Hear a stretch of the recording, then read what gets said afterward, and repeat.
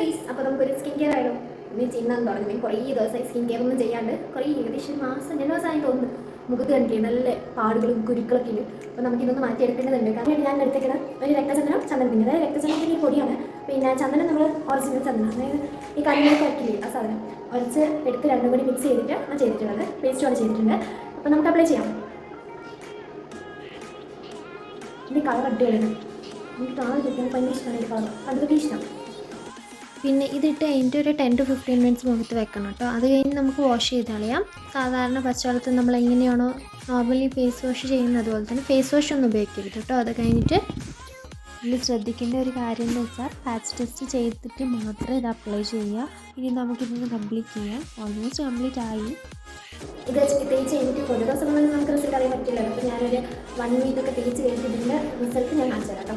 അപ്പോൾ ഇന്നത്തെ വീഡിയോ ഇത്രയേ ഉള്ളൂ. നിങ്ങൾക്ക് ഇഷ്ടപ്പെടുമെങ്കിൽ ലൈക്ക്, ഷെയർ, സബ്സ്ക്രൈബ്.